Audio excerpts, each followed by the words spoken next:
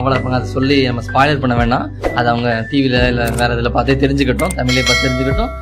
என்னன்னா ஜஸ்ட் நீங்க எல்லாருமே அது ஒரு கேரக்டரா, ஒரு அனிமியா, ஒரு இதா பாக்குறீங்க. அந்த ஒரு கேரக்டர் என்ன ஒரு சாதாரண கேரக்டருக்கு போய் எங்க ரீல்ஸ்ல எங்க பார்த்தாலும் எனக்கு ரொம்ப எரிச்சலா வருதுங்க. ரீல்ஸ்ல எங்க பார்த்தாலும் இந்த நீசிங்கம் தான் பாட்டை போட்டுட்டு அப்படியே ஃபுல்லா பண்ணிக்கிட்டே இருக்காங்க.